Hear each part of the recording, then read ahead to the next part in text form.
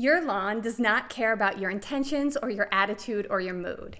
It simply responds to repeated inputs over time. Watering, weeding, planting, fertilizing, reseeding, and showing up again tomorrow all matter more than one heroic burst of effort. When I purchased my property, half the yard was either dried out red clay dust and eroded from rain and wind, or completely overgrown with weeds and prickly vines and invasive plants.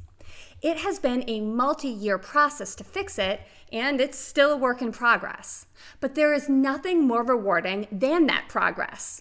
Every year, for a chunk of spring and fall, I'm outside for 2 hours a day, laying dirt and fertilizer, planting grass and clovers, and above all, watering the parts of the lawn that the sprinklers can't reach, even with my absurd 300-foot hose. Most days I treasure this time, but every once in a while I'm not in the mood. I do it anyway. And when I see those first little grass babies poking through the dirt, it is pure joy. Delayed gratification is a challenging skill, but it's one that you can learn. Gardening, planting grass, and landscaping upkeep can teach you the lost art and skill of delayed gratification and patience with the process. Most people can relate to struggling with the choice between, say, having that donut that a coworker brought versus not having a sugar crash at your 11 a.m. meeting 2 hours later, and also fitting comfortably into your favorite pair of work pants 2 months down the road when you continue to skip the endless supply of junky office treats and morale boosters day after day. Or watching an OnlyFans girl who tells you what you want to hear and doesn't ask for anything other than your money. Ooh, you're such a stud, Big Daddy. Now give me $20. From the comfort of your bed versus going out and trying to meet someone in real life and doing the hard work of building a relationship founded on trust and transparency with someone who will genuinely support and respect you through the tough times. Or spending your entire weekend couch rotting and playing video games to take a mental break versus motivating yourself to deep clean your bathroom and kitchen so that your living environment is clean, healthy, and reflects the version of yourself you want to be. It's the same thing for going to the gym, learning a new language or musical instrument, rebuilding your relationship with a strange family, going back to school or learning a trade, starting a side hustle that isn't a scam, and on and on and on. I'm going through all these examples because it seems like all of modern society is built on instant gratification at the expense of your future self. It can feel like an uphill battle when, from every direction, someone's trying to convince you to forget about future consequences and meaningful satisfaction and to just submit to the easy path of fleeting pleasures right now. Almost everything worthwhile in life requires consistent, unglamorous effort over time. For physical fitness, business ownership, relationships, recovery from addiction, learning and professional development, even your character as a person, growth usually looks unimpressive until suddenly it doesn't. That's why my little grass babies poking up through the dirt are so delightful. They are proof that my consistency really was doing something before there was any visible evidence of it. Small, repeated actions compound, gradually and then suddenly.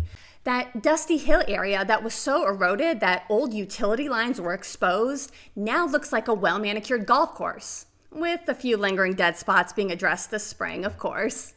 Gradually and then suddenly, $12,000 in credit card debt and no savings has become no revolving debt and $4,000 in emergency savings. Gradually and then suddenly, the 3 other dads around your age who attend CrossFit at the same time as you aren't just the dudes you nod at after a solid set. They're standing in your kitchen on a Sunday afternoon while your kids run around the basement together. This is how most of the good things in life work.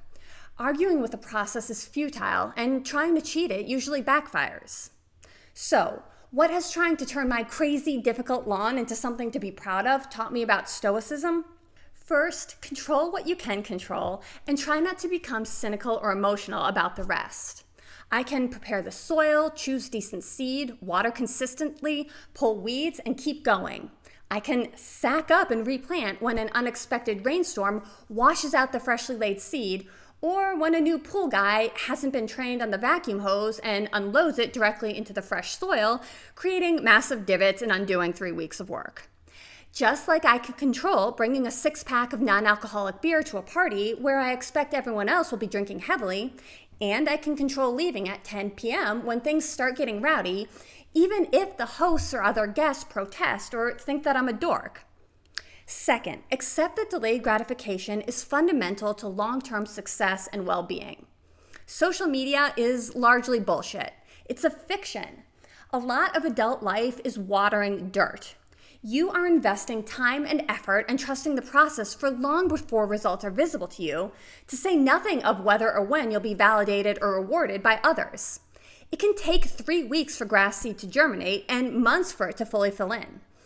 Building a business or career takes orders of magnitude longer and often involves the dirt watering that is being pleasant to entitled customers, placating ungrateful bosses, and tolerating obnoxious coworkers, and generally just doing good work even under bad circumstances. Third, patience with the process is not the same thing as passivity. It's the opposite. If you want your grass to grow, you can't watch it through your living room window. You need to water, observe, adjust, and return, doing your best repeatedly without futilely demanding immediate proof of success. It's the same thing with repairing a strained relationship. If you've damaged trust with someone, patience doesn't mean sitting around and hoping that the relationship magically improves. Assuming the other person is open, at least in principle, to your overtures for a reconciliation, patience, but not passivity, means doing the right things consistently, like telling the truth, keeping your word, controlling your temper, and being reliable, even when the other person is still guarded and you might not have any immediate proof that your efforts aren't in vain. Finally, there's a lesson about resilience and persistence here. Some yards are so damaged, neglected, or overrun that fixing them takes years. That doesn't mean that your efforts are failing, it just means that the problems were real. The nice thing about nature is that it makes compounding visible. So even if one season of work isn't enough to transform the whole property to its desired state, it does change the conditions for the better for the next season.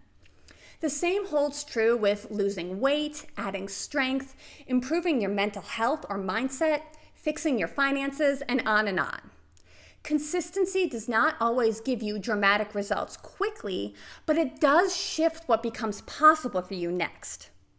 Online culture promotes impulsive reactivity, instantly formed opinions, and immediate validation.